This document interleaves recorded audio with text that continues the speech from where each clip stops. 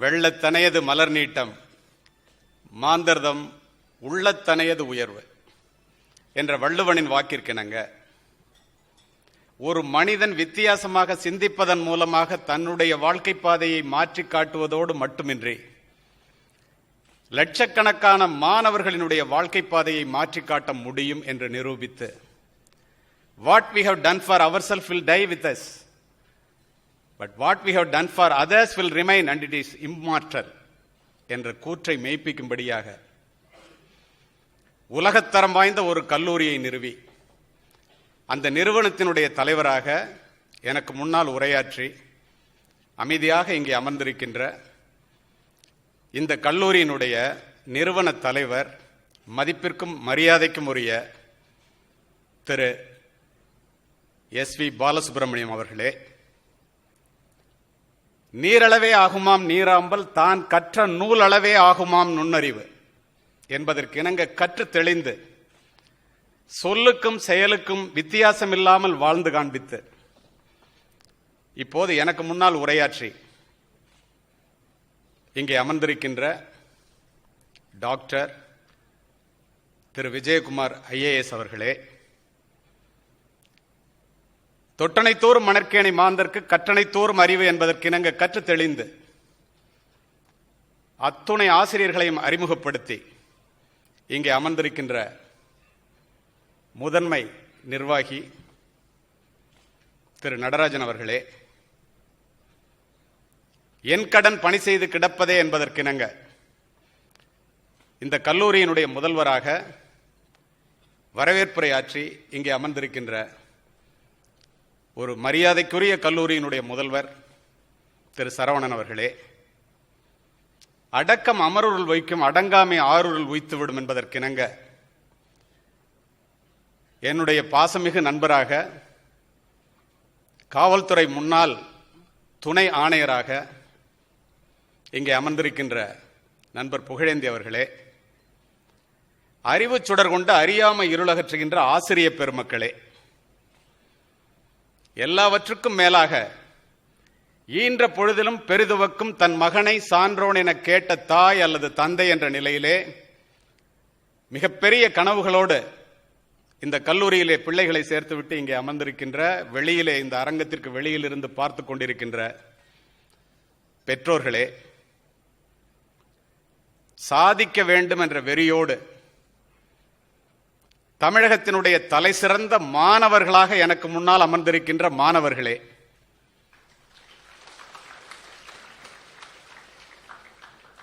எட்டும் அறிவினில் ஆணுக்கு இங்கே பெண் இளைப்பிள்ளைகான், ஆணும் பெண்ணும் நிகரனக் கொண்டால் அறிவில் ஓங்கி வையம் தழைக்கும், ஏட்டையும் பெண்கள் தொடுவது தீதென்றெண்ணினோர் மாய்ந்து விட்டார், வீட்டிற்குள்ளே பெண்ணை பூட்டி வைத்த விந்தை மனிதர் தலைகவிழ்ந்தார் என்று பாரதியினுடைய வரிகளை நனவாக்கும் வகையிலே ஆணுக்கு பெண் நிகர் சமானமாக இங்கே வந்து அமர்ந்திருக்கின்ற இந்திய தேசத்தினுடைய எழில்மிக்க மாணவிகளை,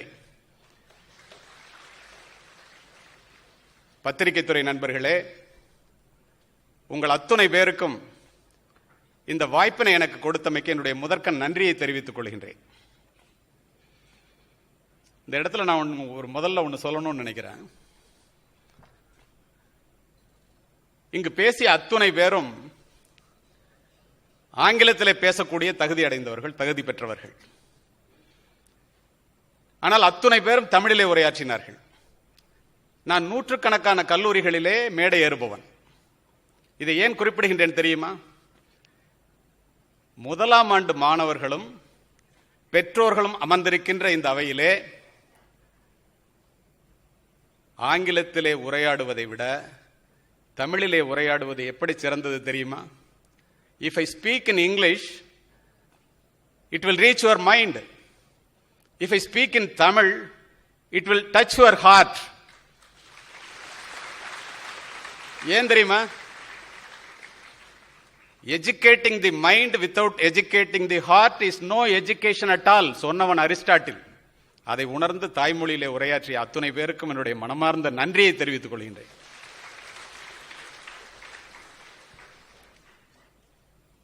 இரண்டு கருத்துக்களை சொல்லி என்னுடைய உரையை துவங்குகின்றேன். சாக்ரட்டிஸினுடைய மாணவன் பிளேட்டோ, பிளேட்டோவினுடைய மாணவன் அரிஸ்டாட்டில், அரிஸ்டாட்டிலுடைய மாணவன் the great Alexander who conquered the entire world. உலகத்தையே ஒரு குடையின் கீழ் ஆள நினைத்து வெற்றியும் பெற்றவன். அவனிடம் சென்று கேட்டார்கள், எப்படியடா உலகத்தை ஜெயிக்க முடிந்தது உன்னால் என்று. அவன் சொன்ன பதில் என்ன தெரியுமா மாணவர்களே, மாணவிகளே? நான் இந்த உலகத்திற்கு வந்ததற்கு காரணம் என்னுடைய பெற்றோர், இந்த உலகம் என்னிடம் வந்ததற்கு காரணம் என்னுடைய ஆசிரியர் அரிஸ்டாட்டில் என்றான். அப்படிப்பட்ட ஆசிரியர்களுக்கு கீழ் நீங்கள் படிக்க வந்திருக்கின்றீர்கள். உலகத்தரம் வாய்ந்த கல்லூரி என்று நான் சும்மா சொல்லவில்லை. இன்று காலையிலே 1 மணி நேரம் இந்த வளாகத்தை சுற்றி பார்க்க வேண்டும் என்று நடந்தேன். என்னால் முடிக்க முடியவில்லை. எப்படிப்பட்ட கல்லூரி? ஒரு சிறு உதாரணத்தை சொல்கின்றேன். தஞ்சை மாவட்டத்திலே கும்பகோணத்திலே பிறந்த கணித மேதை ராமானுஜத்தை பற்றி படிக்காதவர்கள் இருக்க மாட்டீர்கள்.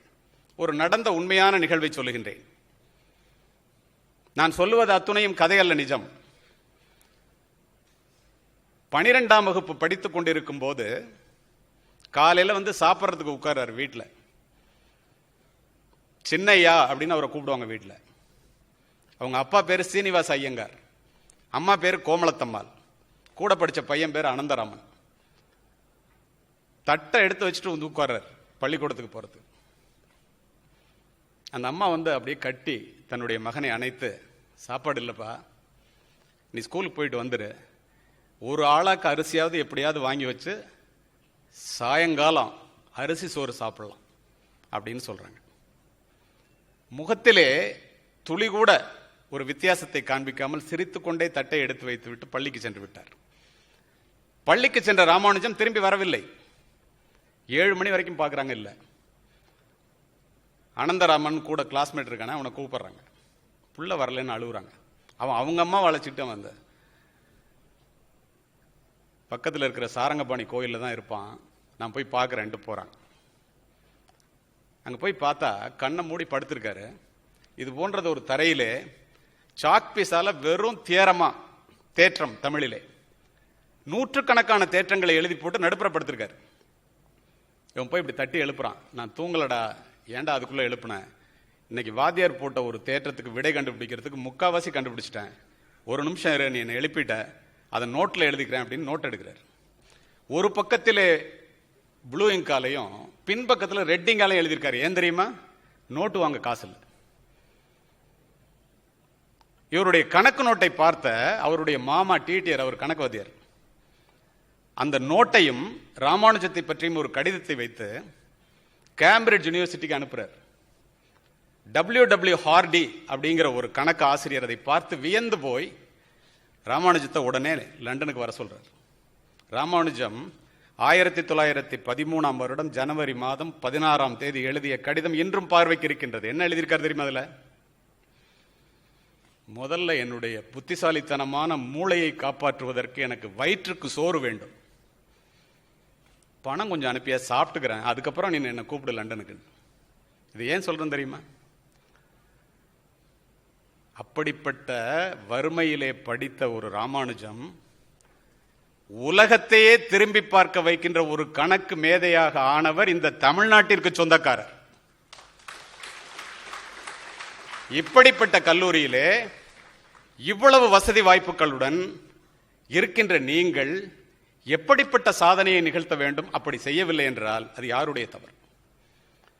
100 பேர் சேர்ந்தால் ஒரு குதிரையை தண்ணீர் துறைக்கு அழைத்து செல்ல முடியும். 1000 பேர் சேர்ந்தாலும் அந்த குதிரையை தண்ணீர் குடிக்க வைக்க முடியாது. குதிரை தான் தண்ணீரை குடிக்க வேண்டும், நீங்கள் தான் படிக்க வேண்டும், எப்படிப்பட்ட லைப்ரரி இருந்தாலும் சரி. படிக்கிறதுக்காக வந்திருக்கோம். எல்லாருடைய என்ன இருக்கும்? ஒரு அடிப்படை தேவை, படிக்கணும், நல்ல பிளேஸ்மெண்ட்டோட வேலைக்கு போகணும், நல்ல சம்பாதிக்கணும். தேவைதான், இல்லை என்று சொல்லவில்லை. பொருள் சம்பாதிப்பது மட்டும்தான் வாழ்க்கையினுடைய நோக்கமா? பரீட்சையில எப்படி வெற்றி பெறுவது, வேலையை எப்படி பெற்றுத் தருவது என்பதை இந்த நிர்வாகம் உங்களுக்கு சொல்லித்தரும். ஆனால் அதனையும் மீறி வாழ்க்கையிலே நீங்கள் ஜெயிப்பதற்கு என்ன செய்ய வேண்டும் என்று இந்த நிறுவன தலைவரும் இதனுடைய இயக்குனரும் இப்பொழுது பேசி அமர்ந்திருக்கின்றார்கள் அல்லவா, அதை சொல்லுவதற்காகத்தான் நான் வந்திருக்கின்றேன். உங்களுடைய வாழ்க்கையில வெற்றி பெறுவது படிப்போடு சேர்த்து எப்படி என்று. கல்வியினுடைய பொருள் வேலைக்கு போய் பணம் சம்பாதிப்பது மட்டும்தான் என்று பெற்றோர்கள் நிறைய பேர் நினைத்துக் கொண்டிருக்கின்றோம், மாணவர்களும் நினைக்கின்றோம். தவறு. அப்ப என்ன? எல்லாவற்றையும் விட சிறந்தது கல்வி. அதை முதலில் அடிப்படையில் நீங்கள் புரிந்து கொள்ள வேண்டும் என்பதற்காக இதனை நான் பதிவு செய்ய விரும்புகின்றேன். பணத்தை விட கல்வி பெருசா? பெருசு. எப்படின்னு சொல்றேன் கேளுங்க. படித்தவர்கள், படிக்காதவர்கள், ஏழைகள், பணக்காரர்கள், உயர்ந்தவர்கள், தாழ்ந்தவர்கள், யாராக இருந்தாலும் பார்த்தவுடன் உங்களை கேட்கின்ற முதல் கேள்வி, பெற்றோர்களாக இருந்தால் புள்ள எங்க படிக்கிறான், மாணவர்களாக இருந்தால் எந்த கல்லூரியில் படிக்கிறான்.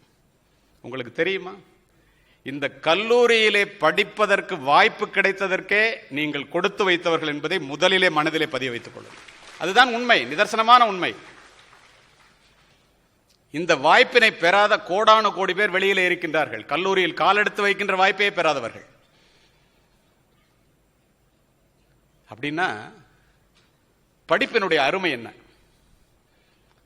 கல்வி ஒன்றுதான் பிறப்பு முதல் இறப்பு வரை ஒரு மனிதனுக்கு உதவக்கூடியது.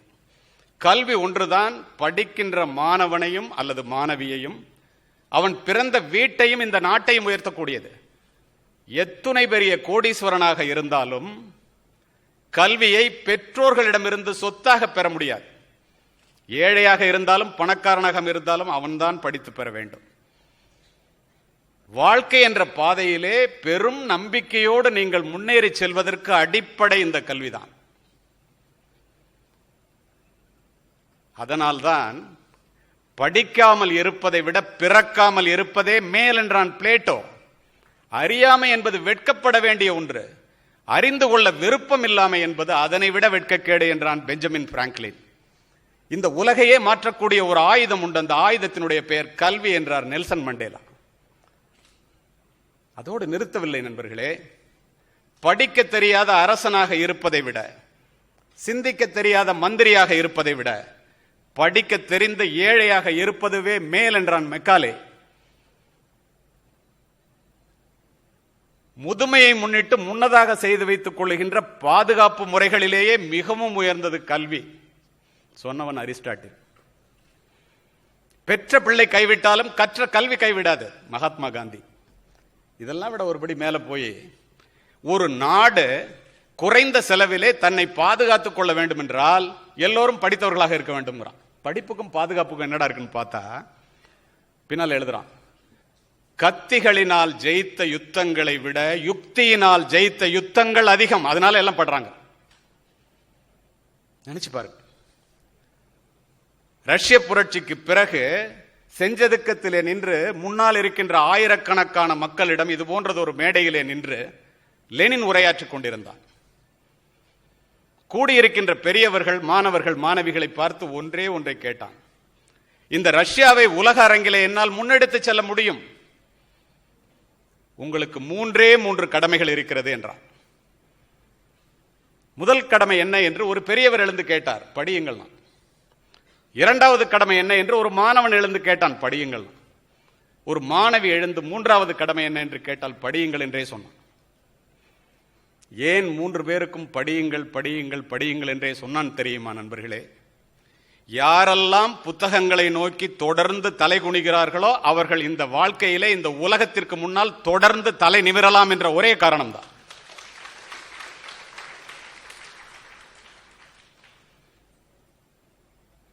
படிக்கலைன்னா என்ன ஆகும்? கல்வி இல்லாமையே அனைத்து துன்பங்களுக்கும் ஆணிவேர். அதே பிளேட்டோ சொல்றோம். ஏன் அப்படி சொன்ன தெரியுமா? கல்வியின் பயன் அறிவு. அறிவு இல்லாததால் வேலையை இழந்தோம், வேலை இல்லாததால் சொத்தை இழந்தோம், சொத்து இல்லாததால் ஏழைகளாம். கல்வி வேறு, அறிவு வேறு. அறிவு இருந்து கல்வி இல்லை என்றால் சமுதாயத்தில் உயர்ந்த இடத்தை உங்களால் பெற முடியாது. அதனால்தான் அறிவுள்ள பெற்றோர்கள் தான் படிக்கவில்லை என்றாலும் சமுதாயத்தில் உயர்ந்த இடத்தை நீங்கள் பெற வேண்டும் என்று முதுகெலும்புடைய பாடுபட்டு முழு வயிறு காணாமல் உழைத்து உங்களை கொண்டு வந்து சேர்த்துவிட்டு இங்கே அமர்ந்திருக்கின்றார்.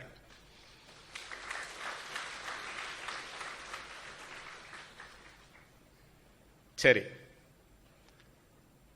படிச்சுட்டு பட்டம் வாங்கிட்டு மட்டும் வெளியில போனா போதுமா? நிறுவனர் சொன்னார்ல என்னென்னலாம் சாதிக்க முடியும். பட்டம் வாங்கிட்டு மட்டும் வெளியில போறது ஒரு படிப்பா? அது படிப்பல்ல. கையெழுத்து போடக்கூட கல்வி அறிவு இல்லாமல் உங்கள் கட்டை விரல் முத்திரையில் கதைகள் எல்லாம் நடக்குது அடிம்பாரு பட்டுக்கோட்டை கல்யாண சுந்தரம். கால் வயிற்று கஞ்சியிலார், இதன் காரணம் என்னதென அறிவும் இல்லார் பாரதி. காலுக்கு செருப்பும் இல்லை, கால் வயிற்று கூழும் இல்லை, பாலுக்கு உழைத்தோம்டா, பசையற்று போனோம்டா ஜீவா. படிக்கலன்னா, ஒழுங்கா படிக்கலன்னா, உடல் உழைப்பை மட்டுமே நம்பி மாடாய் உழைத்து ஓடாய் தேய்ந்து போகின்ற ஆயிரக்கணக்கான பேரில் நீங்களும் ஒருவர் ஆகிவிடுவீர்கள் கல்லூரியில் சேர்ந்தாலும்.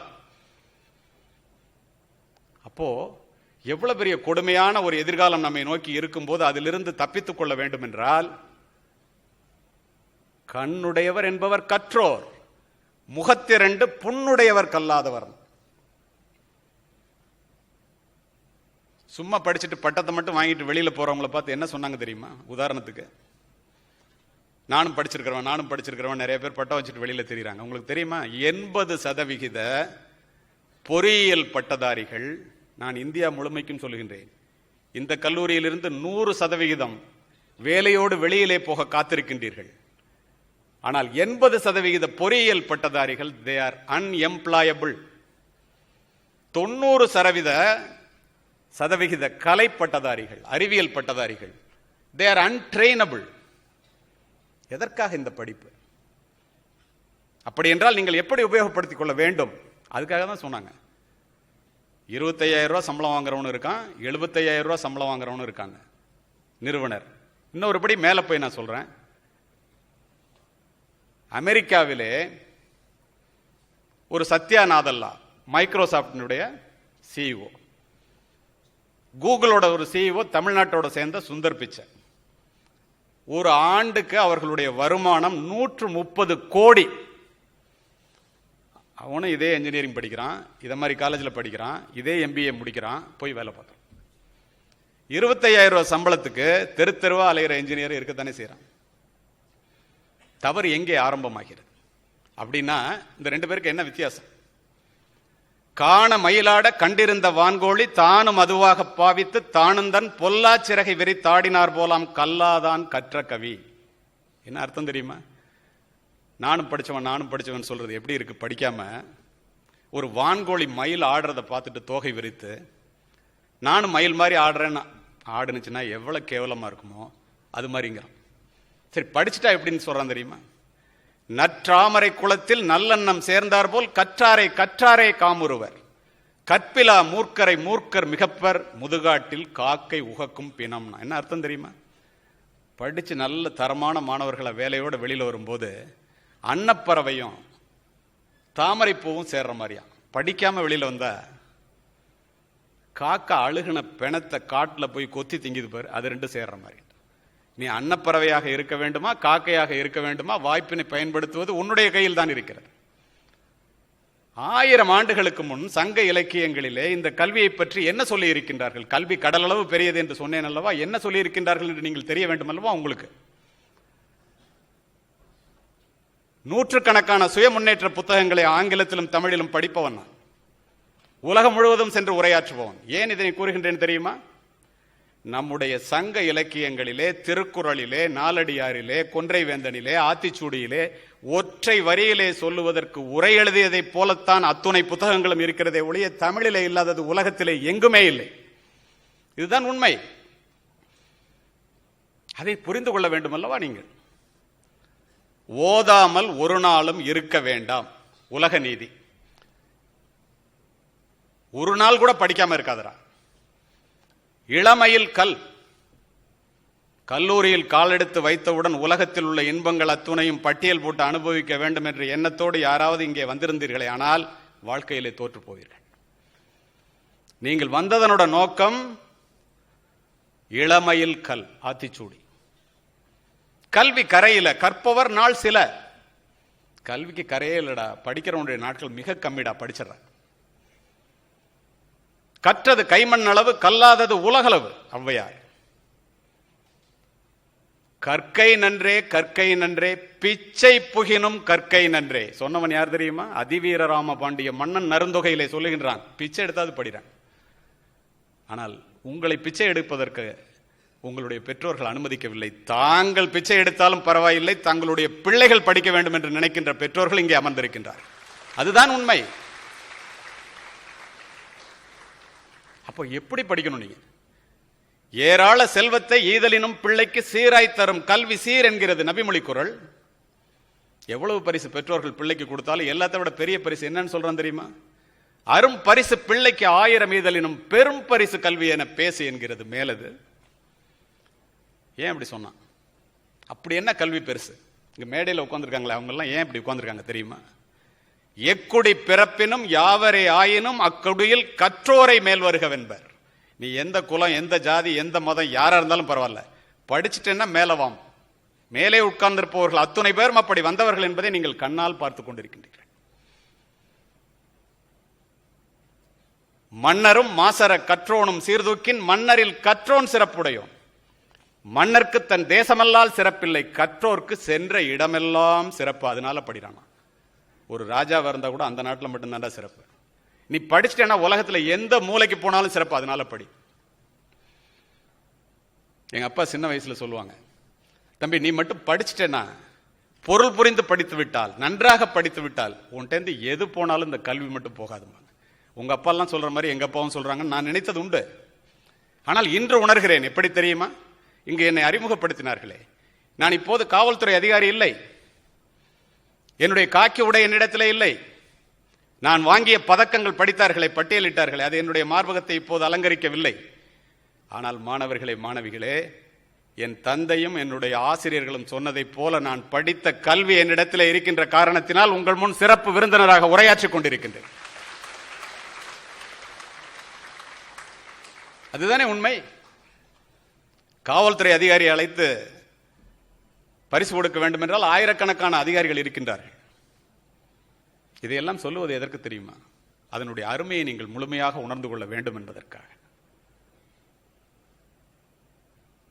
உற்றொளி உதவியும் ஒரு பொருள் கொடுத்தும் பிற்றனில் முனியாது கற்றல் நன்றே. பிறப்போர் அண்ண உடன் வயிற்றுள்ளும் சிறப்பின் பாலால் பெற்ற தாயும் மனம் தெரிவாள். எங்கேயாவது கேள்விப்பட்டிருப்போமா?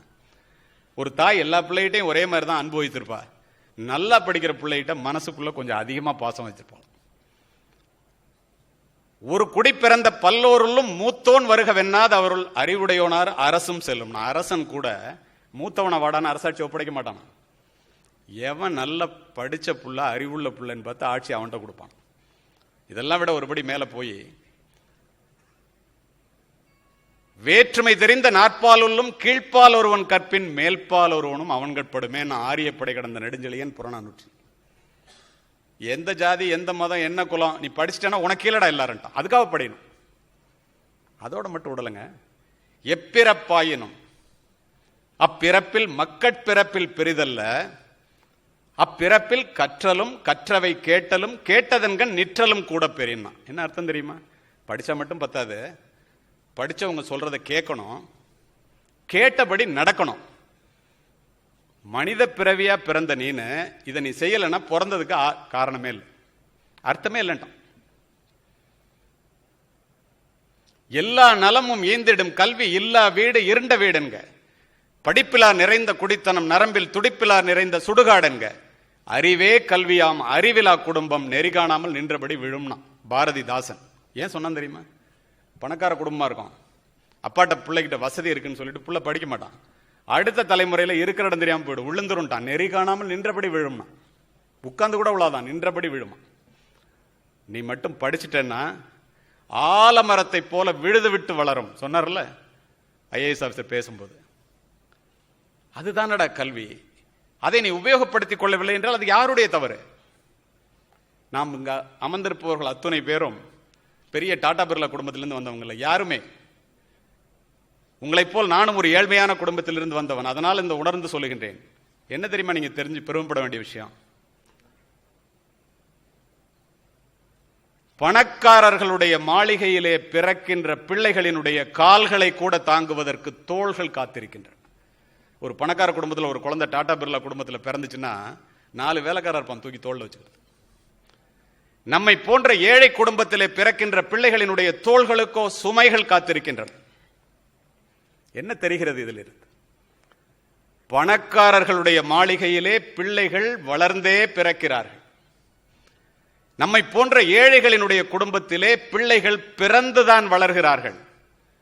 ஒன்று தெரிந்து கொள்ளுங்கள் மாணவர்களே, மாணவிகளே, வளர்ந்தே பிறப்பது வாரிசுரிமை, பிறந்து வளர்வதே பிறப்பின் பெருமை என்பதை மனதிலே பதிய வைத்துக் கொள்ளுங்கள்.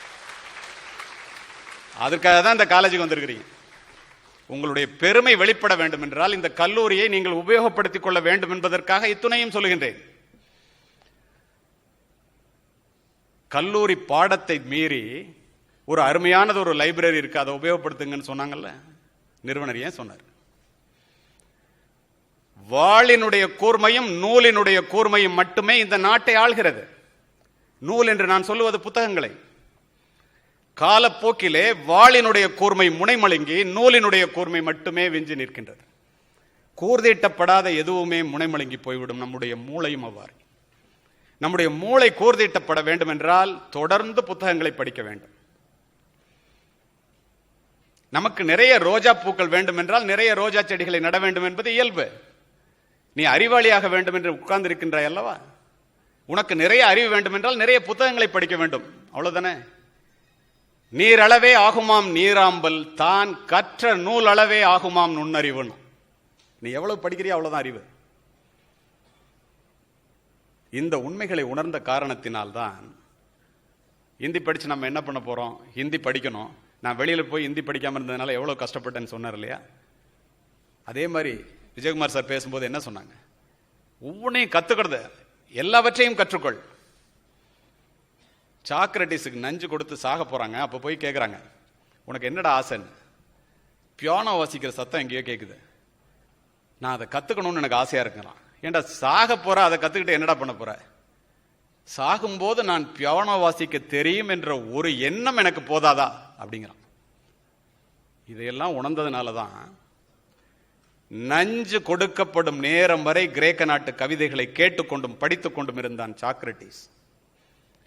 தூக்கு கயிற்றை முத்தமிடும் வரை படித்துக் கொண்டிருந்தான் உமர் முக்தார். தூக்கு மேடைக்கு அழைத்து செல்லும் வரை படித்துக் கொண்டிருந்தான் பகத்சிங். நாட்டு விடுதலைக்காக போய் தூக்கில் தொங்க போறாங்க. 5 மணிக்கு ஜெயில் சூப்பரண்டு போய் கூப்பிடுறாரு, ஒன்று அரை மணி நேரத்தில் தூக்கில் போகணும், ரெடியாவிடான்னு. சாக போறான்.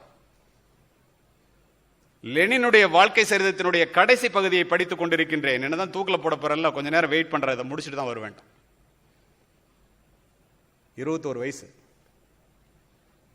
முடித்து விட்டுத்தான் சென்றான். எப்படிப்பட்ட ஆர்வம் படிப்பின் மீது! ஜெயில் சூப்பரண்ட் அப்பதான் அவன் ரூமை பார்க்கறான், சிறை முழுவதும் புத்தகங்கள். இவ்வளவே நீ படிச்சுட்டியாடான்னு கேட்கிறான். சாகரத்துக்கு முன்னாடி சொல்றாங்க, எந்த புத்தகத்தை வேண்டுமானாலும் எடுத்துக்கொள், எந்த பக்கத்தை வேண்டுமானாலும் புரட்டிக்கொள், என்ன கேள்வியை வேண்டுமானாலும் கேட்டு பாருடான்னு. அட்டென்ஷன் ஆகி சல்யூட் அடிச்சுட்டான் ஜெயில் சூப்பரண்ட் அவனுக்கு. அப்படின்னா நம்ம வாழ போறவங்க நம்ம எவ்வளவு படிக்கணும் நினைத்து பாருங்கள். படுக்கின்ற இடம் கூட படிப்பகத்திற்கு அருகாமையில் கேட்டார் அம்பேத்கர். படித்துக் கொண்டிருந்த புத்தகத்தை முடித்து விட வேண்டும் என்பதற்காக தன்னுடைய அறுவை சிகிச்சையை அடுத்த நாள் மாற்றி வைக்க சொன்னவர் பேரறிஞர் அண்ணா. எப்படி தெரியுமா? ராஜாராம்கிட்ட போய் கேட்கிறார், புரூக்லின் ஹாஸ்பிட்டல்ல ஒரு நாள் தள்ளி வச்சுக்க முடியுமான்னு போய் கேளிய. இவர் போய் சொல்றாரு.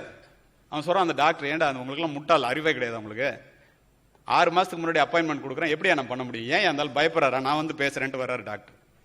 வந்து கேட்கிறாரு, ஏங்க மாத்தி வைக்க சொன்னீங்கன்னு. அண்ணாதுரை சொல்றாரு, ஒரு நல்ல புத்தகத்தை படிச்சுட்டு இருக்கேன், இதை படிச்சு முடிச்சிடறேன், அதுக்கப்புறம் நீங்க ஆப்ரேட் பண்ணி நான் செத்தா கூட பரவாயில்ல. வியந்து போன மருத்துவர், நீ எத்தனை புத்தகம் படிக்கணுமோ அத்தனைத்தையும் படியா, அதுக்கப்புறம் ஆபரேஷன் வச்சுக்கிறேன். 35 ஆண்டுகள் நூலகத்திலே மூழ்கி மூலதனம் என்னும் கம்யூனிஸ்ட் வேதாந்தத்தை கண்டுபிடித்தான் கார்ல் மார்க்ஸ். என்ன நடந்துச்சுன்னு தெரியுமா? 5:30 மணிக்கு லைப்ரரி மூடணும்னு லைப்ரரின்னு வந்து சொன்னா என்ன உள்ள வச்சு பூட்டிட்டு போயாம். காலையில வந்து திறந்துக்க. இப்போது நிறுவன தலைவர் இங்க குறிப்பிட்டார்களே, அவங்களோட கிராண்ட் டாட்டர் இங்க உட்கார்ந்துருக்காங்க. காலையில நான் கேட்டேன், எத்தனை மணிக்குமா படுப்பீங்கன்னு. 3 மணிக்குன்னு சொன்னிச்சு. பகல்ல இல்லைங்க, ராத்திரில 3 மணிக்கு. அப்படி என்றால் அதனால தானே பூனால போய் அப்படி ஒரு யூனிவர்சிட்டியில் இடம் வாங்கி படிக்க முடியுது. சொல்லுவதை செய்பவர்களாக இருக்கின்றார்களவா, அதை பார்த்தாவது நாம் புரிந்து கொள்ள வேண்டாமா? இப்படிப்பட்ட லைப்ரரியை யூஸ் பண்ணணும்ல. நினைச்சு பாருங்க.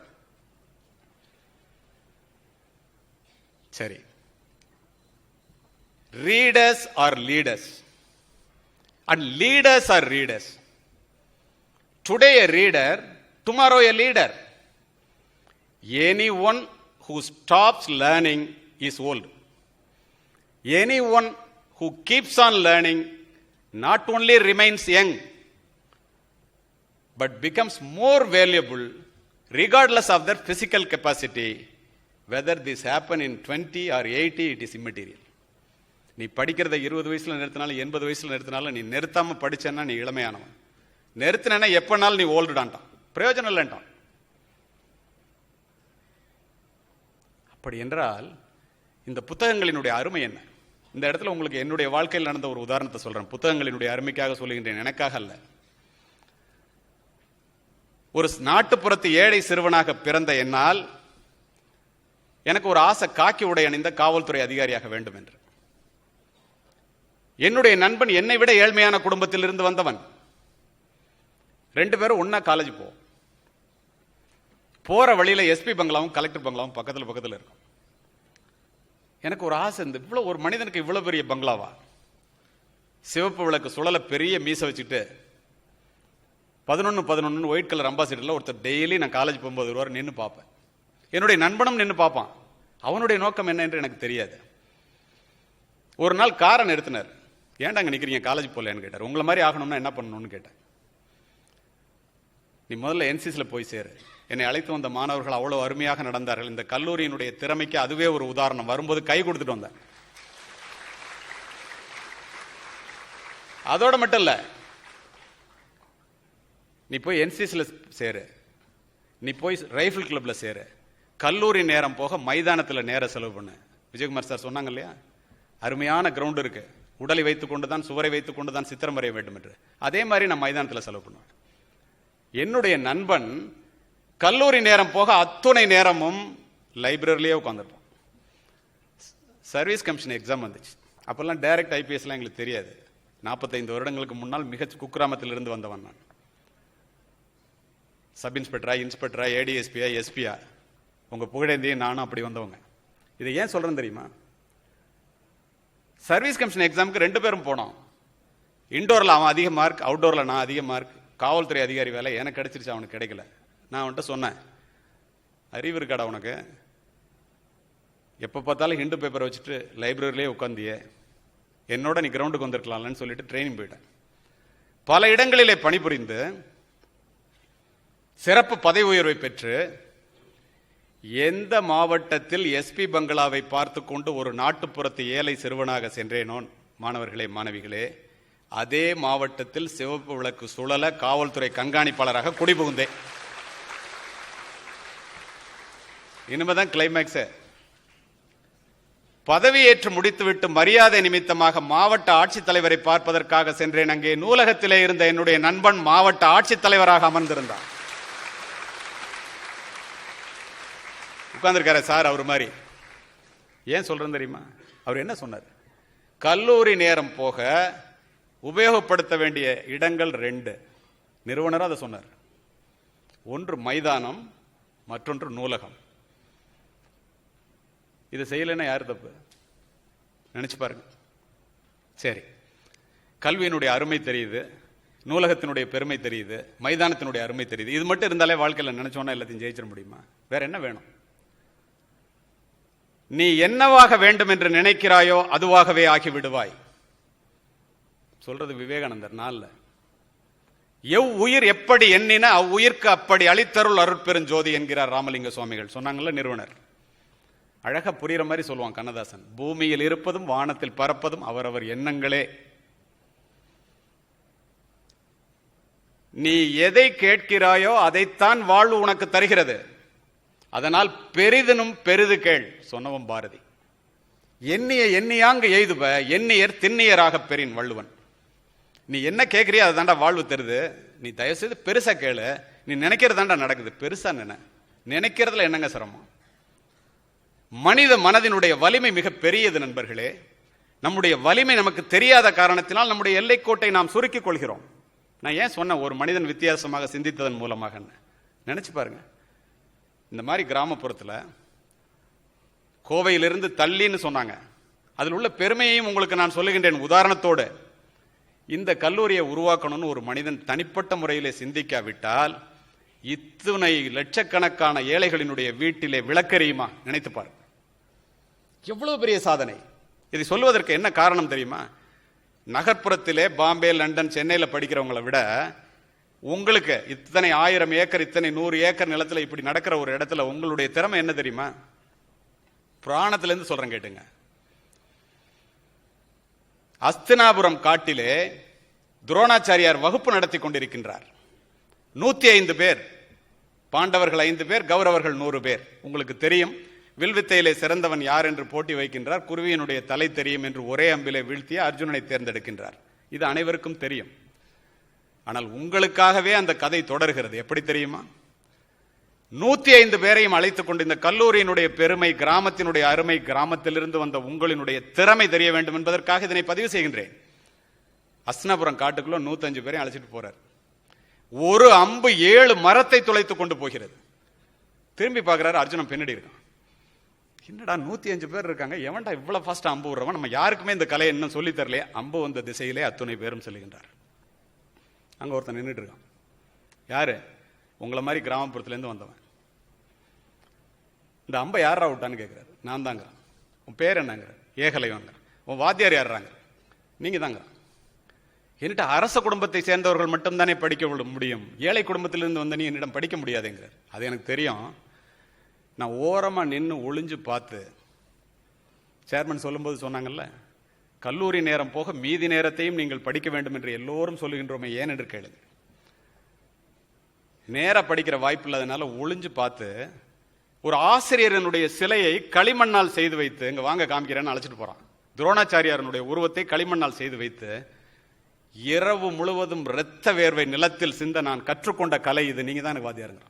உனக்கு வேற என்னடா தெரியுங்கிறார். இவர் வேற கணக்கு போடுறாரு. என்னடா இவன் அர்ஜுனனை விட திறமசாலியா இருந்தானாக்க பாரத போர்ல பாண்டவர்கள் தோற்றுவாங்களேன்னு பயப்படுறாரு. உனக்கு வேற என்ன தெரியும்னு கேட்கிறாரு. சப்தக்கலை தெரியுங்கிறான். சப்தக்கலைன்னா என்னங்கிறாரு. கொஞ்ச நேரம் எல்லாம் சத்தம் போடாம இருங்க. ஒரு நரி ஊழ விடுற சத்தம் கேட்குது. நரி எங்க இருக்குன்னு தெரியல. சத்தம் அந்த திசையிலே அம்பு விடுகின்றான். மாணவர்களே, மாணவிகளே, அம்பு சென்ற திசையிலே அத்துணை பேரும் சென்று பார்க்கின்றார்கள். இவன் எய்த அம்பு தைத்து கண்ணுக்கு புலப்படாத இடத்திலே இருக்கின்ற நரி இறந்து கிடக்கின்றது. இதிலிருந்து நாம் தெரிந்து கொள்வது என்ன? மிகப்பெரிய நகர்ப்புறங்களிலே இருக்கிற கல்லூரிகள், அங்கே படிக்கின்ற மாணவர்கள் ஆசிரியர் சொல்லுவதை கேட்டு அர்ஜுனனாகலாம். கிராமப்புறத்திலிருந்து வந்த நீங்கள் இது போன்ற கல்லூரியிலே கண்ணுக்கு புலப்படாத இடத்திலே இருக்கின்ற நரியை கூட அடிக்கின்ற ஏகலைவனாகின்ற திறமை படைத்தவர்கள் நீங்கள் என்பதை மனதிலே பதிவு வைத்துக். அதுதான் இந்த கல்லூரி. அப்படின்னா அதை உபயோகப்படுத்திக்கிற ஒரு திறமை நமக்கு எவ்வளவு தேவை நினைத்து பாருங்க. அதுக்கு என்ன செய்யணும்? Whatever a mind of a man can conceive and believe he can achieve-ங்கறான் நெப்போலியன். சொல்லிட்டு செஞ்சுட்டு சொல்றான். ஒரு மனிதனை உயர்த்துவது அவனுடைய சிந்தனை தான். ரூசோ. மனிதர்கள் தங்களுடைய எண்ணங்களுக்கு ஏற்பவே உயர்ந்த நிலையிலும் தாழ்ந்த நிலையிலும் வாழ்கிறார்கள். எமர்சன். அப்படின்னா எண்ணம் பெரியதாக இருந்தால் வாழ்க்கையிலே சாதிக்க முடியும் என்பதில் இருவேறு கருத்துக்கு இடமில்லை. அதுக்கு என்ன பண்ணணும்? சிந்திக்கிறதுல என்ன கஷ்டம் உங்களுக்கு? நினைக்கிறதுல என்ன கஷ்டம்? The golden key to remember is the sole author of your success is your mind. If you master your thoughts, you master your mind. Once you master your mind, you master your life. When you master your life, you can master your destiny. விதியை மதியால் வெல்லலாம். அத்துணைக்கும் காரணம் சிந்தனையே. சாதிச்சவங்களாம் எப்படி சாதிச்சாங்க நீங்க நினைக்கிறீங்க? நான் இப்போ உங்க எல்லாரையும் பார்க்கிறேன். I see something in you. அத்தனை பேர் முகத்திலையும் சும்மா சொல்லல, மேடையிலிருந்து பார்த்து சொல்றேன். I see something in you. I don't know what it is. You have to find it out.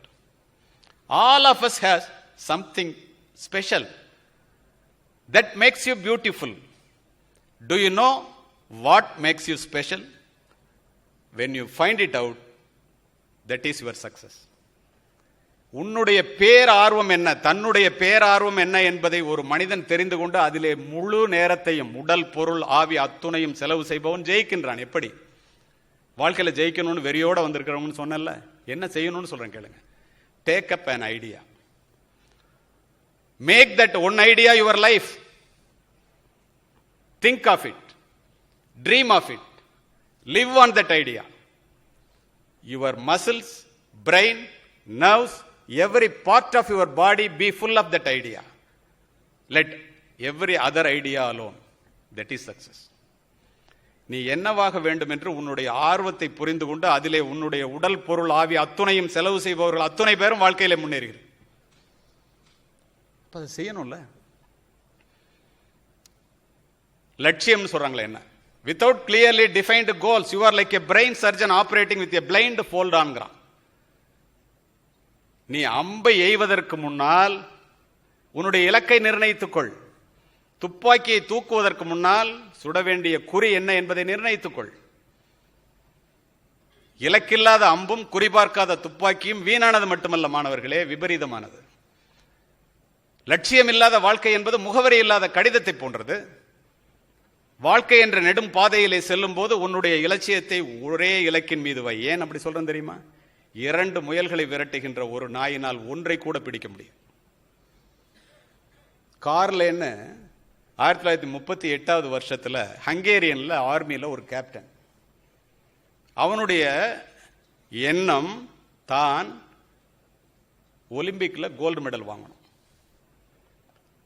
1938 அவன் தான் நேஷனல் சாம்பியன். 40வது வருஷத்துக்கு தயார் பண்ணிட்டு இருக்கான். ஃபர்ஸ்ட் வேர்ல்டு வார் நடக்கல. 44வது வருஷத்துக்கு தயார் பண்றான். கையெறி குண்டு ஹேண்ட் கிரேனேட் பிராக்டிஸ் பண்ணும்போது மிலிட்டரி கேப்டன் கையிலே வெடிச்சு ஒரு கை துண்டா போய் விழுந்துருது. கை போச்சேன்னு அழல, தன்னுடைய லட்சியம் போச்சேன்னு இரவு முழுவதும் அழுறான். எத்துணை தடைகள் வந்தாலும் உங்கள் லட்சியத்திலிருந்து பின்வாங்க கூடாது என்பதற்காக நடந்த உண்மையை பதிவு செய்கின்றேன். காலையில் ஒரு முடிவோடு எந்திரிக்கிறான், இறைவன் கொடுத்த இடதுகை இருக்கிறது என்று. போறான் 48ல் 28 வயசுல போக வேண்டியவன் 38 வயசுல போறான். எல்லாரும் இவனை பார்த்து சிரிக்கிறான். ஏண்டா இடது கையால ஒலிம்பிக்ல எங்களை ஜெயிக்க போறியா நீ? நான் ஒண்ணுமே பேசல, பார்ட்டிசிபேட் பண்ண. என்ன நடந்தது தெரியுமா? 1948ஆம் வருடம் பீஜிங் ஒலிம்பிக்கிலே ஹங்கேரியன் ஆர்மி கேப்டன் கார்லே உண்டாக்கிய சாதனையை இன்று வரை ஒருவர் கூட முறியடிக்க முடியவில்லை என்பதுதான் நடந்த நிகழ்வு. அவன்கிட்ட போய் கேட்டாங்க, எப்படா இவ்வளவு உனக்கு ஒரு இன்ஃபீரியாரிட்டி காம்ப்ளெக்ஸ் உண்டாக்குனாங்க, நீ ஜெயிச்ச? நான் என்ன சொன்னேன் தெரியுமா? நீ பெரிய முயற்சியில ஈடுபடும் போது இந்த உலகம் உன்னை பார்த்து வீண் முயற்சி என்று சொல்லும். நீ வெற்றி பெற்ற பிறகு இதே உலகம் உன்னை விடாமுயற்சி என்று பாராட்டும் என்பதை நான் அறிந்தவன். அப்படின்னா எவ்வளவு பெரிய லட்சியம் வேண்டும் உங்களுக்கு. சரி, லட்சியம் மட்டும் இருந்தா போதுமா? வேற என்ன வேணும்? நம்பிக்கைன்னு சொல்றமே என்ன? எல்லாருக்கும் தான் நம்பிக்கை இருக்கு, எல்லாராலையும் ஜெயிக்க முடியலையே. ஒரு செருப்பு தைக்கும் தொழிலாளியினுடைய மகனாக பிறந்த ஆபிரகாம் லிங்கனால் அமெரிக்க ஜனாதிபதியாக முடிகிறது. கருப்பு இனத்திலே பிறந்த ஒபாமா என்ற இளைஞனால் 2 முறை வெள்ளை மாளிகைக்குள்ளே நுழைய முடிகிறது. ராமநாதபுரத்திலே வீடு வீடாக பேப்பர் போட்டுக் கொண்டிருந்த அப்துல் கலாம் என்ற சிறுவனால் அணு விஞ்ஞானியாகவும் இந்த நாட்டினுடைய முதல் குடிமகனாகவும் உயர முடிகிறது.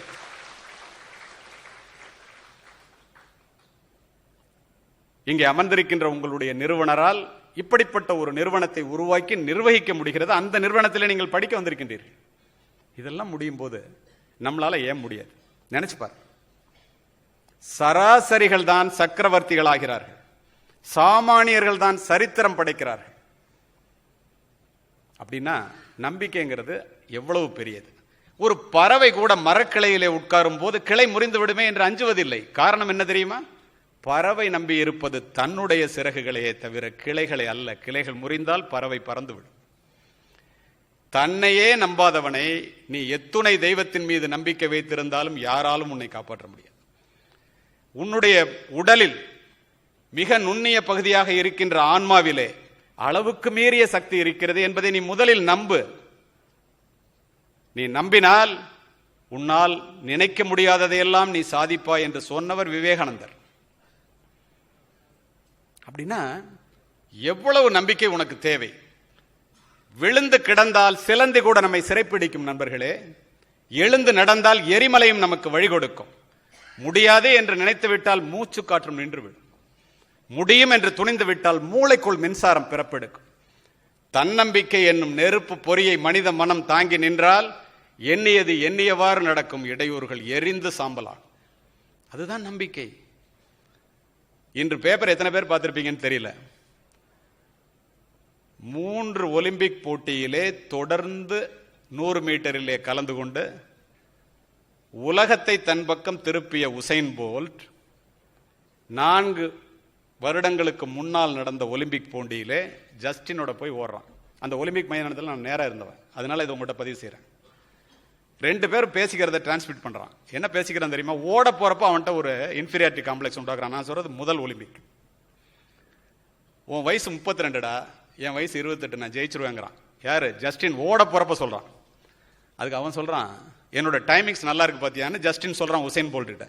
நீங்கெல்லாம் இதை புரிஞ்சுக்குங்க, எப்படி சாதிக்கணும்னு தெரிஞ்சுக்குங்க. கண்ணுக்கு முன்னால் நடக்கிறது சாதனை. அவங்க சொன்னாங்கல்ல, நாம் முடியாது என்று சொல்வதையெல்லாம் உலகத்தில் ஏதோ ஒரு மூலையில் எவனோ ஒருவன் செய்து கொண்டுதானே இருக்கின்றான். அவன் சொன்னா, உன் டைமிங், யார்? உசைன் போல்ட் ஜஸ்டின் சொல்றான், உன் டைமிங்ஸ் நல்லா தாண்டா இருக்கு, it is appreciable, but you entered into the Olympic in bad time because Bolt is ஹியர்ங்கிறான். நீ உள்ள நுழைஞ்ச நேரம் உனக்கு கெட்ட நேரம்டா, நான் இருக்கேங்கிறான். 2 பேர் ஓடுறான். போட்டோ பினிஷுங்க. யார் ஜெயிப்பான்னு உலகமே எதிர்பார்க்குது. தன்னுடைய அனுபவத்தின் காரணமாக நெஞ்ச அப்படி ஒரு புஷ் பண்ணான். யாரு? போல்ட். 0.01 மைக்ரோ செகண்ட்ல ஜஸ்டினை ஜெயிச்சான். இது நடந்த கதை. நேற்று நடந்ததுல என்ன நடந்துச்சு தெரியுமா? உலக போட்டியிலே வந்து ஓட ஆரம்பிக்கிறான் 2 பேரும். இந்த தடவை நான் ஓடி முதலாவதா வந்துட்டு இதோட ஓய்வு பெற போறேன்னு அறிவிக்கிறான். யாரு? Usain Bolt. நீ இருக்கும் போதே உன்னை ஜெயிக்கலன்னா நான் ஓடுறதை விட்டுறாங்கிறான். யார்? ஜஸ்டின். நேற்று நடந்தது மாணவர்களே, 95 10.95 வினாடிகளிலே 9.95 வினாடிகளிலே 100 மீட்டரை நிறைவு செய்தான் ஒலிம்பிக் உசைன் போல்ட். 9.92 வினாடிகளிலே 3 வினாடிகள் முன்னதாக வந்து உலகமே எதிர்பார்த்து உசைன் போல்ட் தான் ஜெயிப்பேன் என்ற அந்த உசைன் போல்ட்டை ஜஸ்டின் வெற்றி பெற்று வீழ்த்தி காண்பித்தான் என்பது இன்று நடந்த வரலாறு.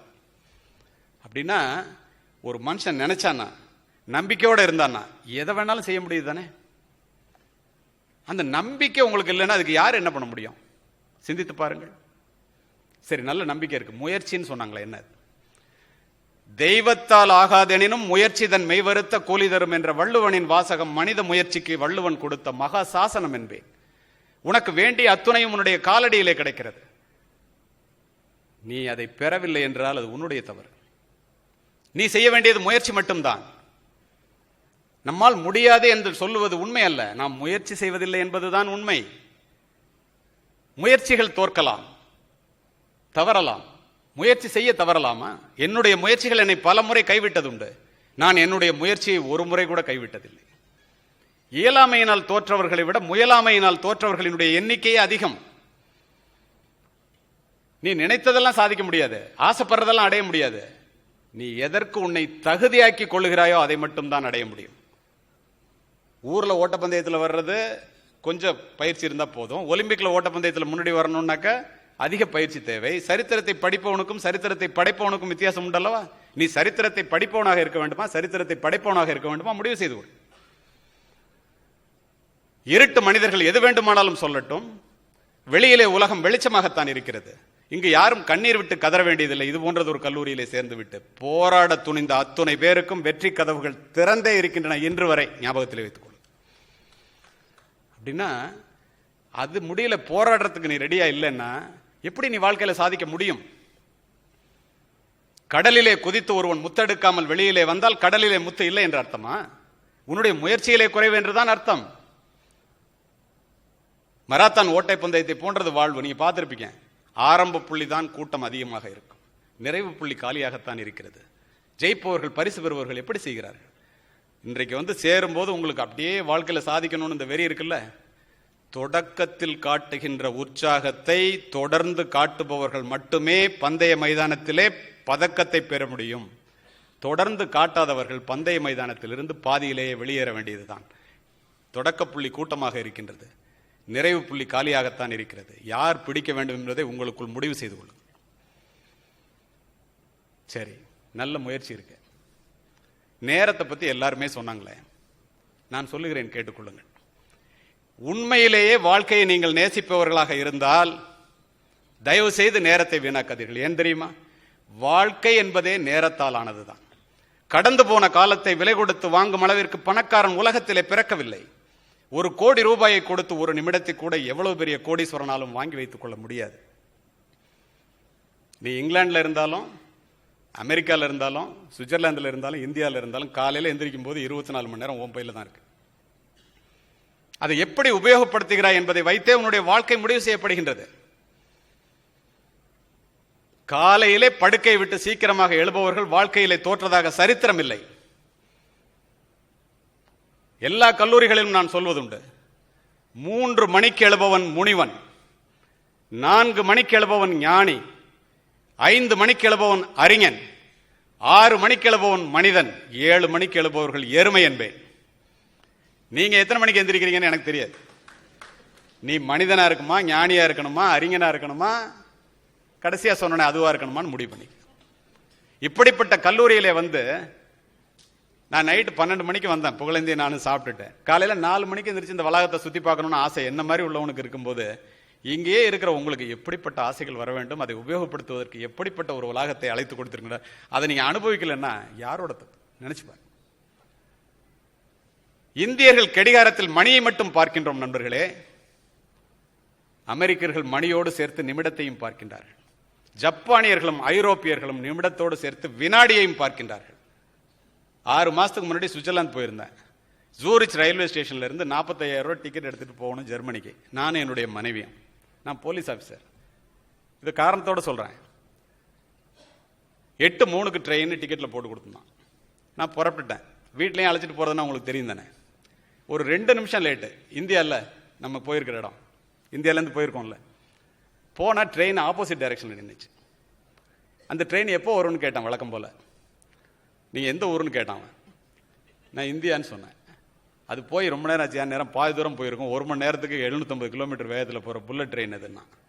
நான் திரும்பி என் மனைவியை பார்த்தேன். அவங்க ஒருத்தங்களை காமிச்சாங்க. அங்கே ஒருத்தர் மனைவியோட புள்ள படுக்கையோட நின்றுட்டு இருந்தார். பார்த்தா இந்தியாக்கார் மாதிரி தெரியுது. என்ன, என் பேர் ஸ்ரீதருங்க, ஹைகோர்ட் ஜட்ஜு, கமிஷனர் சார், வாங்க எனக்கு தெரியும் உங்களான்னாரு. என்னங்க அண்ணா, என்ன ட்ரெயின் விட்டீங்களான்னாரு. ஆமாண்ணா. நீங்க என்ன? நான் ஃப்ளைட்டே விட்டேன்னாரு. 1.5 லட்சம் ரூபா. இதை ஏன் சொல்றேன்னு தெரியுமா? ஜவஹர்லால் நேருவுக்கு 4 மணி நேர உறக்கமே போதுமானதாக இருந்தது நண்பர்களே. இந்திரா காந்திக்கு 3 மணி நேர உறக்கமே போதுமானதாக இருந்தது. இதோ எரிகின்றதே. பிரபஞ்சத்தினுடைய பிரம்மாண்ட தேவையான மின்சார பல்பை கண்டுபிடித்த தாமஸ் ஆல்வா எடிசன் ஒரு ஆய்வுக்கும் இன்னொரு ஆய்வுக்கும் இடையிலே தான் தூங்குவார். நெப்போலியன் குதிரை சவாரி மீது தூங்குவதே போதுமானதாக இருந்தது. இதிலிருந்து என்ன தெரிகிறது? உறக்கத்தை நீ கட்டுப்படுத்தினால் இந்த உலகத்தை கட்டுப்படுத்தலாம். ஒருத்தன் தண்ணிக்குள்ள விழுந்துடுறான், தப்பிக்கணும், நீச்சல் தெரியாது, பக்கத்துல கட்ட மாதிரி ஒன்று இருக்கு, பிடிச்சிட்டான். பார்க்கறவன்லாம் அங்க இருந்து டேய் விடுறாங்கிறான். அவன் சொல்றான், நான் விட்டுட்டேன்டா, அதுதான் என்ன உடலன்னு. ஏன்னா அவன் பிடிச்சிருந்தது முதலே. இதை ஏன் சொல்றேன் தெரியுமா? உறக்கம் என்பது முதலையை போன்றது, சோம்பல் என்பது முதலையை போன்றது. நீ பிடிச்சிட்டேன்னா அப்புறம் விடாது, அல்லது அது பிடிச்சாலும் உன்னை விடாது. அப்படின்னா நேரத்தினுடைய அருமையை அறிந்து நடந்து கொள்ள வேண்டியது எவ்வளவு அவசியம் என்பதை தெரிந்து கொள்ளுங்கள். சரி, இதெல்லாம் இருந்தா வாழ்க்கையில் ஒரு மனிதனுக்கு என்ன கிடைக்கும்? அதை தடுக்கிறது அச்சம்னு சொல்றாங்களே. என்ன அச்சமும் பேடிமையும் அடிமை சிறுமதியும் உச்சத்தில் கொண்டாரடிக்கலையே இவர் வாழ தகுதியுண்டோம் பாரதி. எதுக்கா இருந்தாலும் பயம், பய உணர்ச்சியும் பாதுகாப்பு உணர்ச்சியும் தேவைதான்.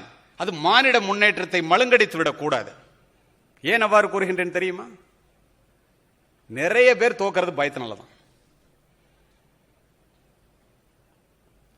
சிப்பாயை கண்டு அஞ்சுவார், ஊர் சேவுகன் வருதல் கொண்டு அஞ்சுவார், அப்பால் எவனோ செல்வான் அவன் ஆடையை கண்டு பயந்து ஒளிந்து நிற்பார், யாரிடத்திலும் பூனையை போல் நடப்பார், இவர் வாழ தகுதியுண்டோம்.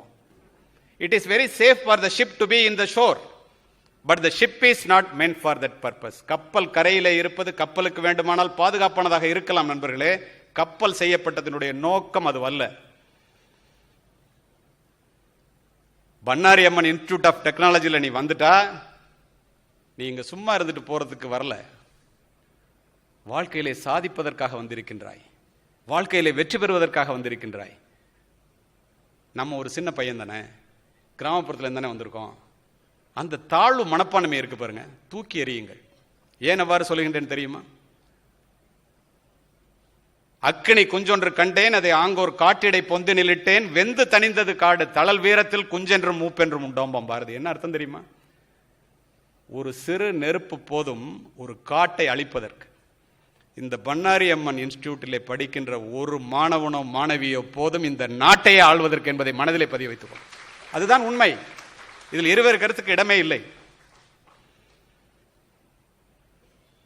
சரி, பயம் இல்லை, வெற்றி வருது, எல்லாரும் நல்ல மார்க் வாங்கி இங்க சேர்ந்திருக்கிறீங்க, வெற்றி வாகையோடு வந்து இந்த கல்லூரியிலே நுழைந்திருக்கின்றீர்கள். நிச்சயமாக எனக்கு தெரியும். இந்த வெற்றியை எப்படி கையாள்வது உங்களுக்கு தெரியுமா? Your merits are judged only by the results you have produced, not by the efforts you have taken.